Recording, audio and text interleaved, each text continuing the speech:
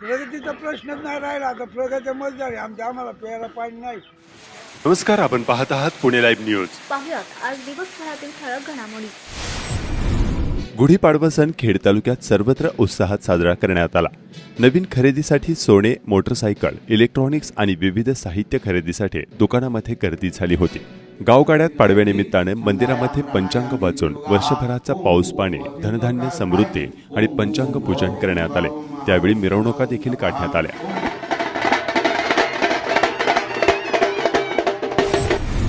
आळंदी येथे श्री संत ज्ञानेश्वर महाराज संजीवन समाधीवर गुढीपाडव्याच्या निमित्त प्रथा परंपरांचे पालन करत संस्थांतर्फे चंदन ओटीतून श्री विघ्नहर, श्री क्षेत्र ओझर, श्रींचे गणेशावतारातील वैभवी रूप अभिजित धोंडफळे आणि सहकारी यांनी परिश्रमपूर्वक साकारले. श्रींचे वैभवी रूप पाहण्यासाठी दर्शनास भाविक नागरिकांनी मंदिरात गर्दी केली होती. माऊली मंदिरातील प्रथा परंपरांचे पालन करत चैत्र महिन्यात गुढीपाडव्यापासून श्रींचे संजीवन समाधीवर चंदनोटी लेप लावण्यास प्रारंभ होत असतो. आळंदीसह संपूर्ण खेड तालुक्यात घरोघरी गुढी उभी करत नागरिकांनी परंपरेने गुढीपाडवा सण धार्मिक पावित्र्य जोपासत उत्साहात साजरा केला. शिरूर लोकसभा मतदारसंघातील लढत यंदा रंजक होणार आहे. इथे देखील शरद पवार गट विरुद्ध अजित पवार गट अशी लढत होणार आहे. शरद पवार गटातून अमोल कोल्हे तर अजित पवार गटातून आढळराव पाटील उभे ठाकले आहेत. काहीही झालं तरी अमोल कोल्हेंना पाडणार म्हणजे पाडणार असा चंग खुद्द अजित पवारांनी बांधलाय. त्यामुळे अजित पवारांसाठी ही निवडणूक प्रतिष्ठेची मानली जात आहे.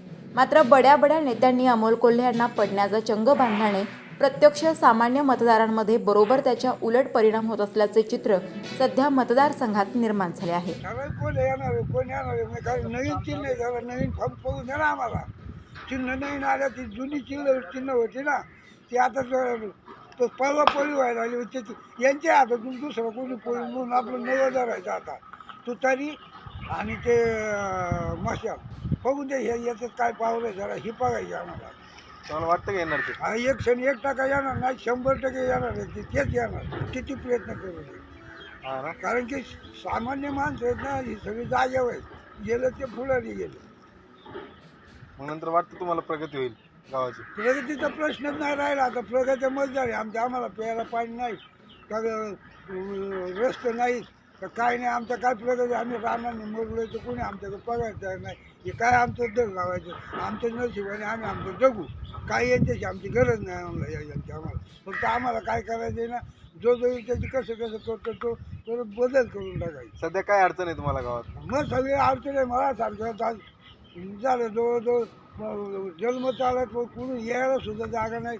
3 किलोमीटरवरून पाणी मला डोक्यावर न्यायला लागायचं. 3 किलोमीटरवरूनच माल सगळा वाढून न्यायला लागायचं मला डोक्यावर. गुरांच्या आंबोनं दुनियासाठी दुधही 3 किलोमीटरवरती डोक्यावर आणायला लागायचं. एवढी परिस्थिती आहे. पुढे एकदा मागं पळायचा, ही लागल्यात पळा, इकडे पळवून त्या तिकडे परवा तिकडे. यांच्या पाहिजे गरीबाचं कोणी विचार करतो काय आम्ही यांच्याकडे जाऊ. बघून द्या आता जरा नवीन आम्हाला तुमच्या तुमच्या मशालचं कसं काय. गरिबांचा फ्रीज म्हणून मातीचे माठ सर्वांनाच परिचित आहेत. याशिवाय उन्हाळ्यात मातीच्या माठातील पाणी शरीराला थंडावा देतेच, याशिवाय आरोग्यासाठीही लाभदायक असल्याने अगदी समाजातील सर्व स्तरातील नागरिक मातीचे माठ खरेदी करणे पसंत करतात. उन्हाच्या झळा जाणवू लागल्या आहेत. उन्हाचा पारा उंचावला आहे. त्यामुळे असे माठ विक्रेते रस्त्यावर पुन्हा एकदा दिसू लागले आहेत. 100 ते 300 रुपयांना असे मातीचे माठ मिळत आहे. 52 पंडित हो गया, 52 पंडित. क्या प्राइस है ये पड़ते? ये 260 है, 290 है, 320 है. जैसे कहाँ से आते हैं ये अहमदाबाद से आता है. खरीदते क्या लोग? हो, क्या नहीं है इतना रिस्पॉन्स आपको? नहीं दिन में कितना मटका बेचते हो? वही 15-20 जाता है.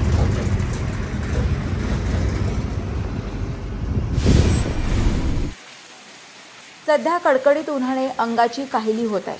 अशातच सोशल माध्यमात बुलढाणा जिल्ह्यात गारपिटीसह तुफान पाऊस होऊन शेतकऱ्यांचे प्रचंड प्रमाणात नुकसान झाल्याची बाब समोर आल्याने खेड तालुक्यातील कांदा उत्पादक शेतकऱ्यांमधून चिंता व्यक्त होत आहे.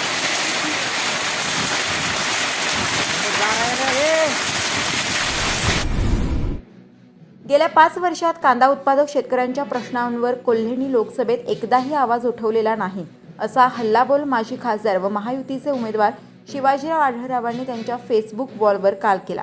त्यावर लोकसभेतील या प्रश्नांवरील आपले विचार मांडलेल्या भाषणातील मुद्दा कोल्हेंनी फेसबुकवरच टाकत लगेच उत्तर दिले, जे संपूर्ण देशाने पाहिले. ते तुम्हाला ऐकू आलं नाही असा खोचक सवालही त्यांनी केलाय. त्यामुळे नक्कीच काहीतरी गडबड आहे. लवकर उपचार घ्या, बरे व्हा, get well soon Shivajirao Adhalrao Patil असा सनसनी टोला त्यांनी आढळराव पाटील यांना लगावला. आता यावर आढळराव नक्कीच गप्प बसणार नाहीत. ते काय उत्तर देतात याकडे आता सर्वांचे लक्ष लागले आहे. खेडमध्ये महायुतीच्या कार्यकर्त्यांचा मेळावा रविवारी 7 एप्रिल 2024 रोजी संपन्न झाला. यावेळी खेडचे आमदार दिलीप मोहिते पाटील थेट माध्यमांवर घसरले. आमदार मोहिते यांनी पुढील महिनाभर पेपर वाचू नका, चॅनेल पाहू नका असा सल्ला पदाधिकारी व कार्यकर्त्यांना दिला. निवडणूक काळात मोठ्या प्रमाणावर पेड न्यूजच्या माध्यमातून बातम्या दिल्या जात असल्याकडे आमदार मोहिते यांनी या माध्यमातून लक्ष वेधले आहे. कुणाकडे छापतात, कुणाचं छापतात, या पत्रिका मागत त्यामुळं महिना दीड महिना हे डोकं लावून पेपर वाचण्याच्या वाटकीत पडून नाही.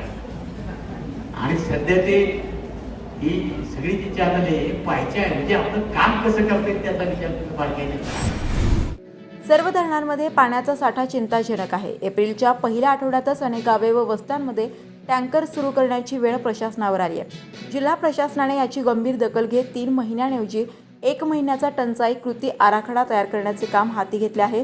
खेड तालुक्यात अनेक गावांना पाणी टंचाईची झळ बसू लागली आहे.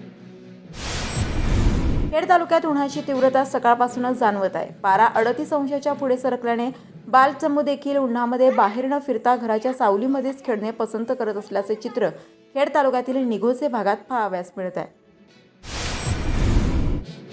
चाकण औद्योगिक परिसर हा जगभरात डेट्रॉइड ऑफ एशिया या नावाने प्रसिद्ध झालाय. चाकणमध्ये खूप मोठ्या प्रमाणावर नामांकित ऑटोमोबाईल इंडस्ट्रीज आपापले काम करत आहेत. या उद्योगांमध्ये काम करण्यासाठी भारतातील वेगवेगळ्या राज्यातील वेगवेगळ्या भाषा बोलणारे, वेगवेगळे आहार करत असलेले, वेगवेगळे संस्कृती असलेले लोक काम करत आहेत. त्यामुळे चाकण परिसर मिनी भारत म्हणूनही नवीन ओळख निर्माण करत आहे. भारतात अनेक प्रांतांमधून, भाषांमधून, आहार विहार, विचारांमधून एकता प्रदर्शित होत असते. चाकणमध्ये कंपन्यांमध्ये काम करत असताना सर्वजण एक असतात, परंतु काम संपून कंपनी बाहेर पडल्यानंतर मात्र प्रांतांच्या, भाषेच्या, आचारविचारांच्या, संस्कृतीच्या, आहाराच्या सवयीच्या भिंती उभ्या राहतात व त्यामुळे बंधुभाव निर्माण होण्यास अडचण होते, सौहार्द निर्माण होण्यास अडचण होते आणि हे या परिसराच्या विकासासाठी घातक आहे. त्यावर उपाय करण्यासाठी फेडरेशन ऑफ चाकण इंडस्ट्रीजने भारतीय संस्थेबरोबर या भिंती तोडण्यासाठी व एकोपा निर्माण करण्यासाठी, बंधुभाव निर्माण करण्यासाठी, प्रेम निर्माण करण्यासाठी चाकणमध्ये छत्रपती शिवाजी महाराज यांच्या 350व्या राज्याभिषेक सोहळ्यानिमित्त 18, 19 व 20 जून असे 3 दिवस विविध प्रांतांचे, भाषांचे व विविध राज्यांचे फूड फेस्टिवल, कल्चरल अशा भव्य कार्यक्रमाचे आयोजन करण्याचे ठरवले आहे. त्यासाठीच बजाज ऑटो चाकण येथे दिनांक 5 एप्रिल 2024 रोजी सभा आयोजित करण्यात आली होती. या सभेस परिसरातील 24 गावांचे सरपंच, विविध कंपन्यांचे व्यवस्थापक, मालक व फेडरेशन ऑफ चाकण इंडस्ट्रीजचे अध्यक्ष श्री शिवहरी हालंड, सचिव दिलीप बटवाल, भारतीचे राष्ट्रीय अध्यक्ष श्री विनय पत्राळे उपस्थित होते. यावेळी 18, 19 व 20 जून 2024 असे 3 दिवस भव्य सोहळा साजरा करण्याचे ठरले. सोमवारी दिनांक 8 एप्रिल 2024 रोजी चाकण पोलीस स्टेशन हद्दीमध्ये आगामी गुढीपाडवा सण, रमजान ईद, डॉक्टर बाबासाहेब आंबेडकर जयंती, रामनवमी उत्सव व सार्वत्रिक लोकसभा निवडणूक 2024च्या अनुषंगाने चाकण परिसरातील संवेदनशील भागात रूट मार्च काढण्यात आला. त्यानंतर संग्रामदुर्ग किल्ला या ठिकाणी मॉकड्रिल करण्यात आले. सदरचा रूट मार्च हा चाकणचे वरिष्ठ पोलीस निरीक्षक प्रमोद वाघ यांच्या मार्गदर्शनाखाली शांततेत पार पडला. चासकमान धरण परिसरातील आदर्शगाव वेताळे या ठिकाणी सिद्धेश्वर महाराजांच्या यात्रेनिमित्त गुढीपाडव्याच्या दिवशी कुस्त्यांच्या आखाड्यात नामांकित पैलवानांनी सहभाग घेतला. आखाड्यात मल्लांच्या निकाली कुस्त्या पार पडल्या. शांत वातावरण, मावळतीत चाललेले आवाज बसवण्याचं काम या ठिकाणी पैलवान मंडळीकडून सुरू आहे. मात्र पराभव पत्करायला मान्य नाही. जिद्द सुंदर असा हा कुस्तीचा क्षण संपन्न होतोय.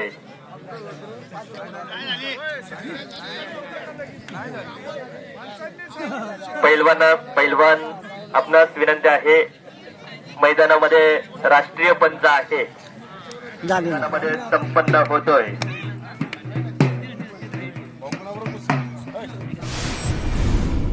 खासदार डॉक्टर अमोल कोल्हे यांनी खासदार निधी वापरला नाही, निधी परत केला असा प्रचार मागील काही दिवस सुरू होता. याबाबत खासदार कोल्हे यांच्याकडून जिल्हा नियोजन अधिकारी यांचे पत्र समोर आणण्यात आले. खासदार निधी व्यतिरिक्त 16व्या लोकसभेच्या जवळपास 3.25 कोटी रुपयांची अखर्चित निधीतील कामांच्या प्रशासकीय मान्यता झाल्या असल्याचा खुलासा यावेळी खासदार डॉक्टर अमोल कोल्हे यांनी केला.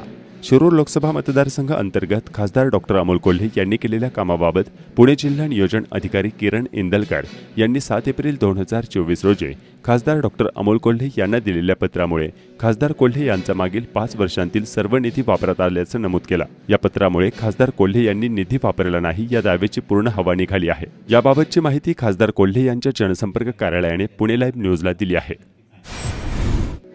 उत्सव लोकशाहीचा अभिमान देशाचा मतदार जनजागृती मोहिमेअंतर्गत लोकसभा निवडणुकीसाठी सर्व मतदात्यांनी मतदान करावे यासाठी चाकण परिसरातील तृतीयपंथींना मतदान करण्यासाठी आपला मतदानाचा हक्क बजवावा व सार्वत्रिक निवडणूक लोकसभा 2024च्या लोकसभा निवडणूक उत्सवामध्ये सहभाग नोंदवावा असे आवाहन करण्यात आले. तसेच मतदानाबाबत तृतीयपंथीयांना शपथही देण्यात आली.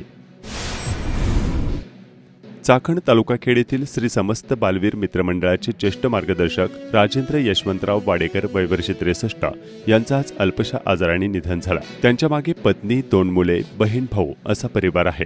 ते चाकण मेडिकल असोसिएशनचे सदस्य रोहन वाडेकर व ऋषी वाडेकर यांचे वडील होत. अत्यंत मनमिळावू स्वभावाचे राजेंद्र वाडेकर यांचा चाकण परिसरात लौकिक होता. त्यांच्या निधनाने चाकण परिसरातून हळहळ व्यक्त होत आहे. नाणेकरवाडीचे माजी उपसरपंच विकास सुदाम नाणेकर यांचे मंगळवारी दिनांक 9 एप्रिल 2024 रोजी दुःखद निधन झाले. त्यांच्या निधनाने नाणेकरवाडी परिसरातून हळहळ व्यक्त होत आहे. महाराष्ट्र राज्य विधी सेवा प्राधिकरण यांनी नोटीसद्वारा सूचित करण्यात आले आहे की राष्ट्रीय 2री व 3री लोक अदालत तारखांमध्ये बदल करण्यात आला आहे. आता 2री लोक अदालत 5 मे 2024 ऐवजी 27 जुलै 2024 आणि 3री लोक अदालत 14 सप्टेंबर 2024 ऐवजी 28 सप्टेंबर 2024 रोजी होणार आहे. या बदलांची नोंद सर्व वकील व पक्षकार यांनी घ्यावी असे नमूद करण्यात आले. महाराष्ट्रात काँग्रेस पक्षाला पुणे लोकसभासह अन्य 16 लोकसभा अशा एकूण 17 जागा इंडिया महाविकास आघाडीत वाट्याला आल्या. या चांगलीच्या जागेबाबत शिवसेना आणि काँग्रेस पक्ष यांच्यात रस्सीखेच सुरू होते. मात्र प्रसिद्ध यादीतून सांगलीची जागा नसल्यानं आता सांगलीची जागा शिवसेनेच्या वाट्याला गेली असल्याचं चित्र स्पष्ट झालं आहे. राज्यात शिरूरसह अन्य 31 जागेवर शिवसेना आणि राष्ट्रवादी व मित्रपक्ष यांचे उमेदवार असणार आहेत. या ठिकाणी काँग्रेस पदाधिकारी व कार्यकर्ते आघाडीचे काम करणार आहेत. नमस्कार, आपण पाहत आहात पुणे लाईव्ह न्यूज.